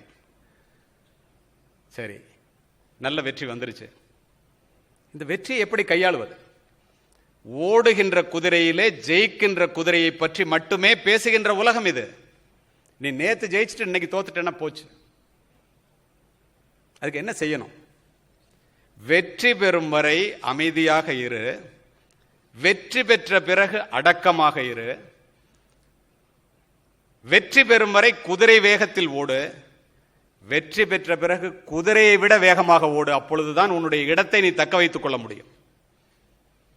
உலகத்திலே to reach a particular place is difficult, to maintain the same is very very difficult. முயற்சிக்கு முன்னால் வருகின்ற தயக்கமும் வெற்றிக்கு பின்னால் வருகின்ற மயக்கமும் ஒரு மனிதனுடைய முன்னேற்றத்தை கெடுத்துவிடும் என்பதற்கு நானே உதாரணம். சொல்லட்டுமா? இப்ப படிச்சாங்கல்ல, சரவணன் சார் படிக்கும்போது சொன்னார், 3 முறை தங்கப்பதக்கம் பெற்றவர் துப்பாக்கி சூட்டில் அகில இந்திய காவல்துறை போட்டியில் கலந்துகிட்டேன். அது உண்மைதான். ஆனா அதற்கும் மீறிய உண்மைகள் இருக்கின்றன அல்லவா? சொல்லுகின்றேன், கேளுங்கள். அகில இந்திய போட்டியிலே உங்களுக்காகவே இதனை பதிவு செய்கின்றேன், குறிப்பாக பெண்களுக்காக. பெண்களினுடைய திறமை என்ன என்பதை நீங்கள் புரிந்து கொள்ள வேண்டும். அகில இந்திய போட்டியிலே 3 முறை தங்கப்பதக்கம் பெற்றவன் நான் என்ற காரணத்தினால் 4வது முறையாக திரு வால்டர் தேவாரம் அவர்கள் என்னை தேர்வு செய்து அகில இந்திய போட்டிக்கு அனுப்புகின்றார். 3 முறை நான் தங்கப்பதக்கம் பெறும்போதும் அச்சுதன் நாயர்னு ஒருத்தர் கேரளாவிலிருந்து வருவார், என்னை விட சீனியர், அருமையாக துப்பாக்கி சுடுவார். அவருக்கு எனக்கு தான் நாக் அவுட் சிஸ்டத்தில் எல்லாரும் அவுட் ஆயிடுவான், கடைசியில் 2 பேர் நிற்போம். உங்களுக்கு புரியுற மாதிரி மாற்றி சொல்லணும்னா, ஒரு 100 கஜ தூரத்தில் டார்கெட் இருக்கும். புல்லில் அடிச்சா 5 மார்க், இன்னரில் அடிச்சா 3 மார்க், அவுட்டரில் அடிச்சா 1 மார்க். ஒவ்வொரு தடவையும் ஒரு 1/2 மார்க் 1 மார்க் நான் கூட வாங்கிடுவேன். அவர் ரொம்ப எகத்தாளமாக பார்த்துட்டு போவேன், ஏன்னா நான் ஜெயிச்சிட்டேன், அவர் சில்வரா நான் கோல்டான். அவர் அதை பற்றி பேசவே மாட்டார், தலையை கீழே போட்டு பேசாமல் போயிடுவார். 4வது முறையாக நான் தங்கப்பதக்கம் பெறுவேன் என்று ஜம்முல நடக்குது. எல்லாரும் அவுட் ஆயிட்டாங்க. எங்க அச்சுதன் நாயர்னு பார்க்குறேன், இல்லை. எங்கன்னு கேட்டார், ரிட்டையர்ட் ஆகிட்டாருன்னாங்க. எனக்கு மகா மகிழ்ச்சி, நம்மை ஜெயிப்பதற்கு யாரும் இல்லை. ஒரு பொண்ணு 6 அடி உயரத்தில் எந்திரிச்சு நினைச்சு, கேரளாலேருந்து வந்து IPS ஆஃபீஸர், நான் தாண்டா உனக்கு போட்டின்னு. ஏன்னா அது இன்னொரு பக்கம் ஜெயிச்சு வந்திருக்கேன். 45 ஆண்டுகளுக்கு முன்னால் துப்பாக்கி சுடுகின்ற போட்டியிலே 4 முறை 3 முறை தங்கப்பதக்கம் பெற்ற என்னை ஒரு பெண் ஜெயிப்பது என்பது முடியாது என்று நான் திண்ணமாக நம்பினேன். டாஸ் எல்லாம் வேண்டாம், நான் முன்னாடி சொல்றேன். அந்த பொண்ணு இந்த மாதிரி உட்காந்துட்டு இப்படின்னு கை காமிச்சிச்சு. ஏன்னா நான் பெரிய இன்ஃபீரியாரிட்டி காம்ப்ளெக்ஸ் உண்டாக்குறேன். அந்த பொண்ணுக்கு ஒரு பயத்தை உண்டாக்கி டாஸ் போட்டாக்க 2வது சொல்றேன், எதிரியினுடைய பலத்தை தெரிந்து கொண்டு கிரிக்கெட் மாதிரி சொல்லுவாங்க. அதெல்லாம் வேண்டான்ட்டேன் அப்படின்னு நான் நினைக்கிறேன். போய் 6 ரவுண்டு சொல்றேன், 5 ரவுண்டு புல்லு, 1 ரவுண்டு இன்னர். வால்டர் சொன்னாரு, நீ ஜெயிச்சிருவா, வந்து உட்காருன்னு. அந்த பொண்ணு போய் 6 ரவுண்டு சுட்டுச்சு, அதுவும் 5 ரவுண்டு புல்லு, 1 ரவுண்டு இன்னர். தேவரம் சார் சொன்னார், அந்த டார்கெட்டை பாருனார். பார்த்தேன், குரூப்பிங்னு சொல்லுவோம். என்னுடைய துப்பாக்கி குண்டுகள் துளைத்ததை விட அந்த பெண்ணினுடைய துப்பாக்கி குண்டுகள் துளைத்தது மிகவும் நெருக்கமாக இருந்தது. எனக்கு பயம் வந்துருச்சு. அந்த நேரம் பார்த்து ஜட்ஜு கேட்டாரு, குஜராத்ல இருந்து வந்து, ஒரு டாஸ் போட்டலாமான்னாரு. எஸ்ன்னு. ஏன் தெரியுமா? தோத்தா டாஸ்ல தோத்தோன்னு சொல்லிக்கலாம். அந்த பொண்ணு எந்திரிச்சிச்சு, mister Kaliyamurthy, this is not a game of chance, this is a game of skill. சீட்டுக்குள்ளே போட்டு முடிவு பண்றது இல்லடா, திறமையினுடைய அடிப்படையில் முடிவு செய்யறது. உனக்கு தைரியம் இருந்தா திரும்ப சொல்லலாம். முடியாதுன்னு சொல்ல முடியுமா? ஒத்துக்கிட்டேன். 10 ரவுண்டு கொடுத்துட்டான். உலகத்தில் உள்ள தெய்வங்கள் எல்லாத்தையும் நான் வேண்டிட்டு ஒரே மூச்சில் 10 ரவுண்டு சுட்டான். ஒரு நாளைக்கு 20 ரவுண்டு பிராக்டிஸ் பண்றவன் நான். 10 ரவுண்ட்ல 9 ரவுண்டு புல்லு, 1 ரவுண்டு இன்னர். என் பிராக்டிஸ்ல கூட அப்படி சுட்டதில்லை. நான் தான் ஜெயிப்பேன்னு வந்து உட்காந்து. அந்த பெண்ணு வந்துச்சுங்க, 10 ரவுண்ட மேகசின்ல லோட் பண்ணி ஒரே மூச்சில் சுட்டுச்சு. 10க்கு 10 புல். நான் தோற்று போய்விட்டேன். இனிமேதான் கிளைமேக்ஸ. துப்பாக்கியை தூட்டு கீழே போட்டேன். அந்த பொண்ணே வந்து தொடச்சி எடுத்து கொடுத்துட்டு எனக்கு ஒரு சல்யூட் அடிச்சிச்சு. நான் எந்திரிச்சு சல்யூட் அடிச்சிட்டு, ஏமா நான் தானே உனக்கு சல்யூட் அடிக்கணும், நீ என்ன ஜெயிச்சிட்ட, நீ ஏமா சல்யூட் அடிச்சேன்னு என்ன சொன்னிச்சு தெரியுமா? கலியமூர்த்தி அவர்களே, என்னிடம் தோற்றதற்காக நீங்கள் துளி கூட வருத்தப்படக்கூடாது. ஏன் தெரியுமா? 3 முறை உங்களிடம் தங்கப்பதக்கத்தை பறிகொடுத்த அச்சுத நாயரினுடைய மகள் நான். அவர் என்னுடைய தந்தை. இதோ அமர்ந்திருக்கிறார் பாருங்கள். மிரண்டு போயிட்டேன், அதிர்ந்து போய்விட்டேன். பெண்களினுடைய தைரியம் என்ன என்று தெரிந்து கொள்ளுங்கள். நீங்க கேர்ஃபுல்லா இருந்துங்க. அதுதான் உண்மை. சரி, அப்பா அம்மா உட்காந்துருக்காங்க, அவங்களுக்காக சொல்லி முடிச்சிடறேன். நேரத்துக்கு அதிகமாக பேச விரும்பல நான். தாயிலிருந்து தான் தலைமுறை தொடங்குகிறது. ஒவ்வொரு தாயும் ஒரு வரலாறு. தலைமுறை மாற்றத்தை உருவாக்கக்கூடிய தகுதி படைத்தவள் தாய் மட்டுமே. அதனால்தான் மாதா வயிறறிய வாழா ஒரு நாளும் என்கிறார் வாரியார். இந்த இடத்துல நான் ஏன் இதனை பதிவு செய்கின்றேன் தெரியுமா? இது போன்ற கல்லூரிகளில் இதை நான் சொல்ல விரும்புவது காரணம், பெற்றோர்களை பாலூட்டி சீராட்டி வளர்த்த பெற்றோர்களை, உண்டாக்கி பாலூட்டி வளர்த்த தாயை உமையவள் என்று உணரீரோ, உணர்ச்சி கட்டீர்மா பாரதி. கண்ணை விளக்காக்கி கையை தொட்டிலாக்கி ரத்தத்தை பாலாக்கி கொடுக்கின்ற பெற்றோர்களை மறந்து விடுகிறீர்கள். கேரள மண்ணான காலடியிலே பிறந்த ஆதிசங்கரர் துறவு கோலம் பூணும் போது, தாயே நீ இறந்தவுடன் நான் வந்து மடி சுமப்பேன் என்று கூறினார். துறவி பட்டினத்தார் தன்னுடைய தாயினுடைய இறப்பு செய்தியை கேட்டு அத்துணையும் துறந்த துறவி. தாயினுடைய பாசத்தை மட்டும் யாராலும் துறக்க முடியாது. ஓடி பதறி போய் ஓடிறார் சுடுகாட்டுக்கு. தாயினுடைய பிரேதத்தை எடுத்து வாழை மட்டையிலே வைத்து ஞான தீயால் எரித்து உருகி உருகி தாயை பற்றி 10 பாட்டுக்கள் பாடியிருக்கின்றார். காலத்தால் அழியாத கல்வெட்டு அதெல்லாம். சரி, துறவிகளை மட்டும்தான் இந்த பாசம் பாதித்ததா? இல்லை என்கிறது வரலாறு. எப்படி தெரியுமா?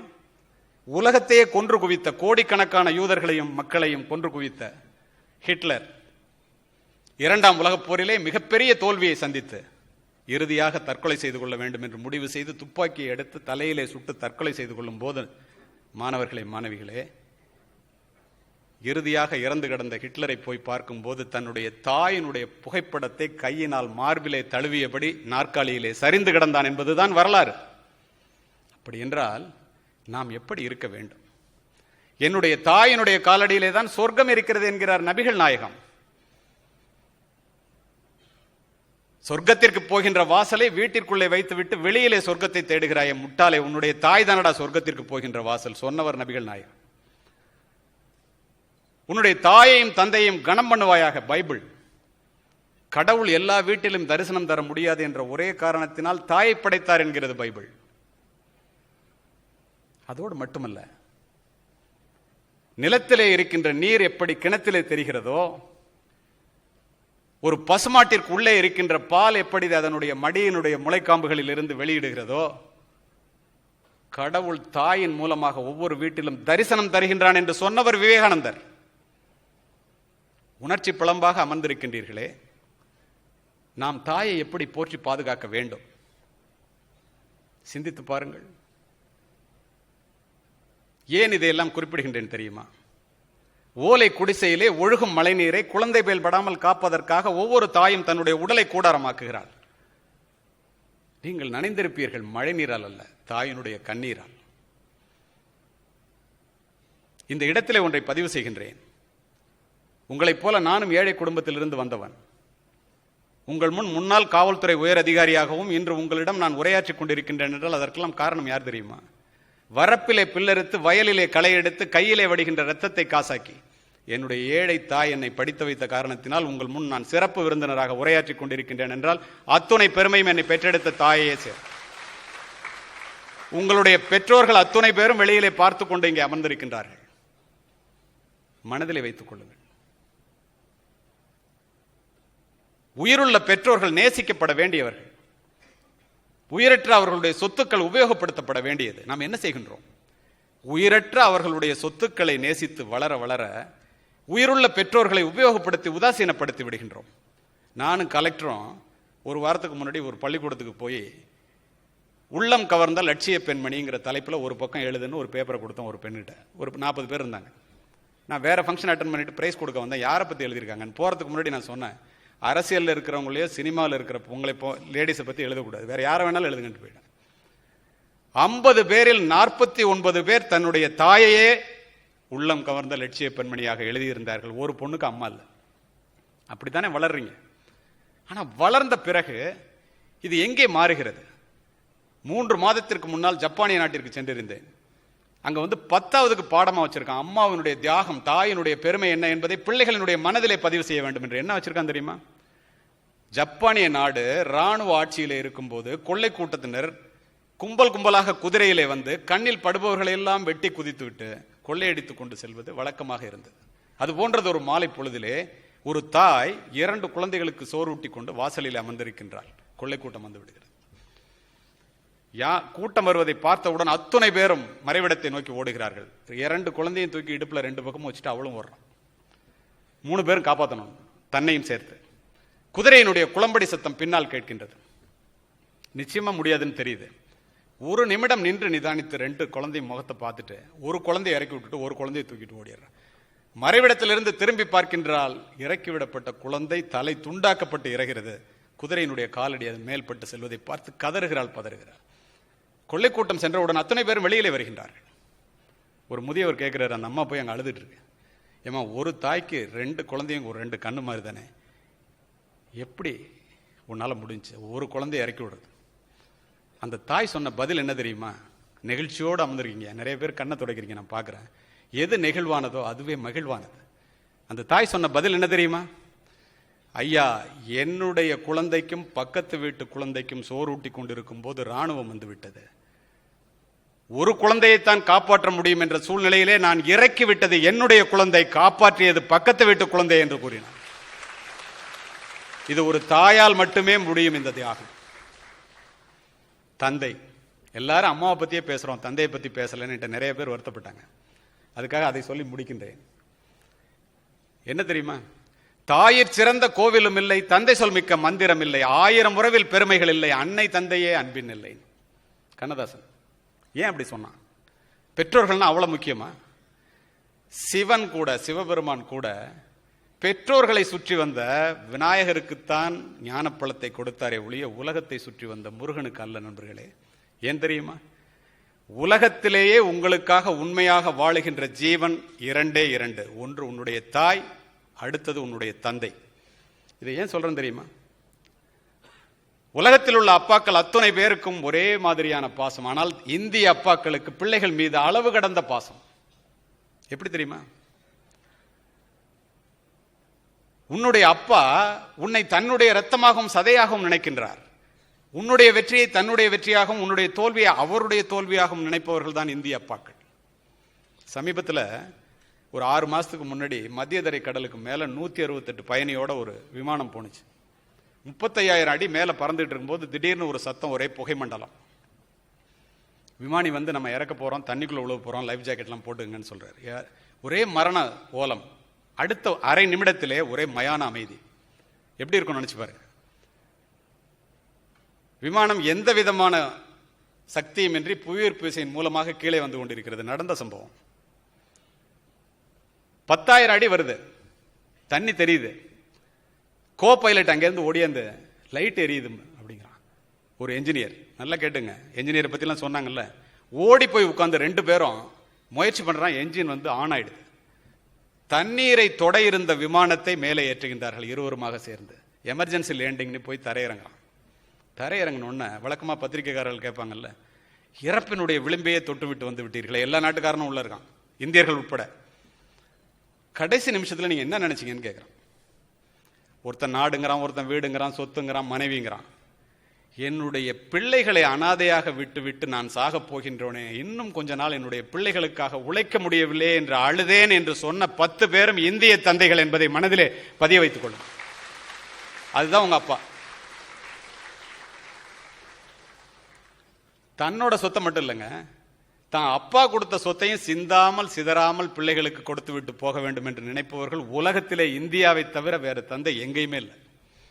அம்மாவினுடைய பாசம் வேறு, அப்பாவினுடைய பாசம் வேறு. அம்மாவிடம் ஒட்டி கொள்வோம், அப்பாவிடம் எட்டி நிற்போம். வெளிப்படையான பாசம் தாயினுடையது, வெளியே தெரியாத பாசம் தந்தையினுடையது. சாப்பிட்டானா அப்படின்னு கேட்கறது அம்மா, சாப்பிட வாடா அப்படின்னு கேட்கறது யாரு? அம்மா கூடுவாங்க. அவன் சாப்பிட்டானா அப்படின்னு கேட்டுட்டு சாப்பாட்டில் உட்கார்றது அப்பா. அம்மாவினுடைய உழைப்பு நமக்கு தெரியும், அப்பாவினுடைய உழைப்பு யாராவது சொன்னால்தான் தெரியும். நெஞ்சு முழுக்க அன்பை வைத்துக் கொண்டு வெளியிலே சொல்ல தெரியாத ஜீவன் அப்பா மட்டும்தான். நீ எல்லாம் எங்கடா உருப்பிட போற அப்படின்னு சொல்லிட்டு மனசுல புள்ள உருப்பிடணுமே நினைக்கிற உண்மையான அன்பை வைத்துக் கொண்டு வில்லனை போல் எதிரியை போல் தெரிகின்ற ஒரே ஜீவன் உலகத்தில் அப்பா தான். நினைச்சு பாருங்க. குடங்குடமாக சோகத்தையும் கண்ணீரையும் உள்ளே வைத்துக் கொண்டு வெளியிலே கொட்ட தெரியாத ஜீவன்.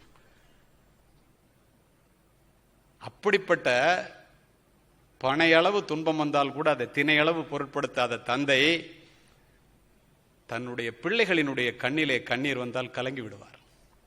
பிள்ளைய திட்டா அல்ல அடிச்சிட்டா, புள்ள தூங்குனதுக்கு அப்புறம் உட்கார்ந்துட்டு அழுகிற அப்பாவினுடைய முகத்திலே பாருங்கள் 1000 அம்மாக்களினுடைய பாசம் தெரியும். எவ்வளவு குபேரனா இருக்கட்டும், கோடீஸ்வரனா இருக்கட்டும், குசேலனா இருக்கட்டும், தன்னுடைய மகளை திருமணம் செய்து புகுந்த வீட்டிற்கு அனுப்பும் போது கண்ணிலே தண்ணீர் விடாத கலங்காத இந்திய தந்தையை யாரேனும் காமிக்க முடியுமா? இந்தியாவில் மட்டும்தாங்க அது. எல்லாம் விவசாய குடும்பத்திலிருந்து வந்துருக்கீங்க. வரப்பிலும் வயலிலும் விழுந்து புரண்டு பட்ட காயங்களையும் தழும்புகளையும் சுமந்து கொண்டு, அல்லது அதிகாரியா இருக்கிற அப்பாவா இருக்கட்டும், ஆபீஸ்ல வேலை பார்க்கிற அப்பாவா இருக்கட்டும், உழைத்து களைத்து கட்டிலே கண்ணயரும் போது கூட நம்ம பொண்ணை ஒரு நல்ல பிள்ளைகிட்ட பிடிச்சி கொடுத்துறமே, நம்ம பிள்ளைக்கு ஒரு நல்ல வேலையை வாங்கி கொடுத்துறமே. தூக்கத்தை தொலைத்தவர்கள் தானே. உங்களிடம் பேசாமலேயே அப்பா காட்டுகின்ற அளவிடற்கரிய அனுபவங்களை, அளவில் அடங்காத பாசத்தை, காண்பிக்காத உணர்வுகளை, வறுமையில் செம்மையாய் வாழ்ந்து காண்பித்த வாழ்க்கையை வேறு யாரால் உங்களுக்கு சொல்லித்தர முடியும்? சொல்லுங்கள். யாரால் முடியாது. அப்பா என்பது பெரிய தைரியம். எப்படி? அப்பா பக்கத்தில் இருந்தால் தனித்திமிர் தன்னால் வந்து விடுகிறது. அது தைரியம் என்பதா, மகிழ்ச்சி என்பதா? நான் இருக்கேன்டா, நீ கவலைப்படாத, உலகத்தை ஜெயிக்கலாம், நீ போ இந்த கல்லூரிக்கு, நான் பாத்துக்கிறேன்டா, பணம் இருக்கா இல்லையா நான் பாத்துக்கிறேன், நீ போ. உன்னை முன்னால் விட்டு பின்னால் உன்னை பார்த்து பெருமைப்படுபவர் தானே உன்னுடைய அப்பா. அப்பாவுக்கு நடிக்கவே தெரியாதுங்க, ஆனா அவர் ஒரு ஹீரோ. உன்னுடைய 5 வயதில் ஹீரோவாகி, 20 வயதில் வில்லனாகி, 50 வயதில் தெய்வமாகிறவர் தான் உன்னுடைய அப்பா. அப்பதான் தெரியும். நடு ரோட்ல வேலை இல்லாம அலையும் போதுதான் அப்பாவினுடைய வியர்வையை உணர்கிறான் ஒரு மகன். இதில் இருவேறு கருத்துக்கு இடம் உண்டா? நினைத்து பாருங்கள். அப்ப எப்படி அப்பா உனக்கு செய்யற எல்லாத்தையும் நீ யோசித்து பாரு. ஒரு காலத்திலே அவருக்கு அது கிடைக்காததாகவே இருந்திருக்கும், கல்வி உட்பட. தனக்கு கிடைக்காததை, தன்னுடைய மகிழ்ச்சியை தியாகம் செய்து, தன்னுடைய வாழ்க்கையை தியாகம் செய்து, அத்துணையையும் பிள்ளைகளுக்கு கொடுத்து விட்டு போக வேண்டும் என்று நினைப்பவர். ஏன் அப்படி இருக்காங்க அந்த அப்பாலாம்? தன்னுடைய காலிலே அருந்த செருப்பையும் நைந்து போன 4 முழ வேஷ்டியையும் கட்டிக்கொண்டு ஒரு அரக்கை சட்டையை போட்டுக்கிட்டு மாங்கு மாங்குன்னு மாடா உழைக்கிறாரு. எதுக்காக? உங்களுக்காகத்தானே. இல்லை என்று சொல்ல முடியுமா யாராவது? அப்பாவினுடைய முடி விழுந்த தலையிலே, வெடிப்பு விழுந்த கால்களிலே, நரம்பு புடைத்த கைகளிலே, குழி விழுந்த கன்னங்களிலே, நரை படிந்த மீசையிலே, அத்துணையிலும் அமர்ந்திருப்பது உங்களுக்காக அவர் உழைத்த அனுபவம் தானே. நாம் உண்ணுகின்ற உணவு, உடுக்கின்ற உடை, இருக்கின்ற இடம், படித்த கல்வி, பெற்ற பெருமை, அத்துணையும் அவருடைய வியர்வையில் விளைந்ததுதானே என்பதை நாம் யோசிக்க வேண்டுமா? நினைத்து பாருங்கள். வளர்த்த கெடா மாறில் பாய்ந்த போதும், பிள்ளைகள் முதுகிலே குத்திய போதும், இருப்பதையெல்லாம் பிடுங்கிக் கொண்டு முதியோர் இல்லத்துக்கு அனுப்பிய போதும், நீ நன்றாக இருக்க வேண்டும் என்று சொல்லுகின்ற ஒரே ஜீவன் உலகத்தில் உண்டு என்றால் அது உன்னுடைய தந்தை தான். நினைச்சு பாருங்க. இப்படிப்பட்ட அப்பாக்களை நீங்கள் எங்கு பார்க்க முடியும்? கங்காதாஸ் அப்படின்னு சொல்லி ஒரு தோட்டக்காரர் ஒரு சர்வதேச பள்ளியில், இது மாதிரி ஒரு பெரிய காலேஜில், பெரிய ஸ்கூல்ல தோட்டக்காரர் வேலை பார்த்துட்டு இருக்காரு. பிரின்சிபல் கூப்பிடுறாங்கன்னு வந்து கூப்பிடுறாங்க. இப்ப நடந்த சம்பவம். கட்டியிருந்த வேஷ்டியோட பதறி போய் பிரின்சிபல் அவர் பார்த்தது கூட இல்லை. நாளைக்கு அன்னையர் தினம், நம்மள எது கூப்பிடுறாங்க, எல்லாரும் வந்து தோட்டத்தை பார்ப்பாங்க போல் இருக்கு, அவ்வளோ ஒரு பெரிய கார்டன். ஓடணுன்னா ஒரு பேப்பரை கொடுத்து முதல்வர் இதை படிச்சுப்பார் அப்படிங்கிறாங்க. அவருக்கு தெரியாது ஆங்கிலம். ஒரு டீச்சரை கூப்பிட்டு அதை மொழிபெயர்த்து சொல்றாங்க. அந்த கடிதம் பின்வருமாறு தொடர்கிறது. தந்தையினுடைய பாசம் இன்னும் ஏன் நீர்த்து போகாமல் இந்தியாவில் இருக்கிறது என்பதற்காக இதனை குறிப்பிடுகின்றேன். அதில் எழுதியிருக்கு ஒரு பொண்ணு. என்ன எழுதியிருக்கு தெரியுமா? நான் பிறந்த இடத்திலே மின் வசதியோ சுகாதார வசதியோ கல்வி வசதியோ கிடையாது. பிறக்கும் போதே நிறைய பேர் இறந்து விடுவார்கள். என்னுடைய தாயும் என்னை பெற்று போட்டுவிட்டு இறந்து விட்டால் நான் தாயினுடைய முகம் பார்த்ததில்லை, என்னை தொட்டு தூக்கியதில்லை, தாயினுடைய உணர்வுகள் என்ன என்றே எனக்கு தெரியாது. அன்னையர் தினத்திலே அன்னையை பற்றி நான் எப்படி எழுதுவேன்? ஆனால் எனக்கு ஒன்று தெரியும், என்னை முதலாக தொட்டு தூக்கியது என்னுடைய தந்தை. நான் பிறந்தவுடன் இந்த குழந்தையை கொன்று விடுங்கள், பெண் குழந்தையை, நீ வேறு கல்யாணம் பண்ணிக்க, ஆண் குழந்தை இருந்தால் தான் உனக்கு சொத்து தருவேன். எங்க தாத்தாவே சொன்னாரு. அத்துணையும் உதறி எறிந்து விட்டு இரவோடு இரவாக கட்டியிருந்த உடையோடு என்னை மட்டும் தோளிலே பாரமாக தூக்கி கொண்டு என்னுடைய தந்தை அந்த கிராமத்தை விட்டு வெளியே வந்தார். 10 ஆண்டுகளாக தன்னுடைய கருணை, பாசம், அன்பு, வீரம், அறிவு அத்துணையும் எல்லாவற்றையும் எனக்காக தியாகம் செய்து என்னை இந்த பள்ளியிலே 10 வருடமாக படிக்க வைத்தார். இந்த போட்டியிலே நான் தோற்று விடுவேன், ஏனென்றால் நான் அன்னையை பற்றி எழுதவில்லை என்பது எனக்கு தெரியும். ஆனால் நான் என்னுடைய வாழ்க்கையிலே ஜெயித்து விட்டேன் என்று உணர்கின்றேன். ஏன் தெரியுமா? இந்த நேரத்தில் கூட என்னுடைய தந்தையை பற்றி நான் எழுதவில்லை என்றால் gratitude is the mother of all virtues. என்னால் அதை எழுதாமல் இருக்க முடியாது. இந்த பள்ளியினுடைய தோட்டக்காரர் தான் என்னுடைய தந்தை என்பதை தலை நிமிர்ந்து சொல்லுவேன் என்று சொன்னவுடன் கங்காதாஸ் அந்த தோட்டக்காரர் அந்த பேப்பரை வாங்கி நெஞ்சில் வச்சுட்டு கதறி கதறி அழுகிறார். சூரியனுடைய கிரணங்களால் கூட ஈரமாக்க முடியாத கங்காதாசினுடைய உடலை அவருடைய கண்ணீர் ஈரமாக்கியது. அத்தனை பேர் அழுதுட்டாங்க. அந்த பிரின்சிபல் என்ன பண்ணாங்க தெரியுமா?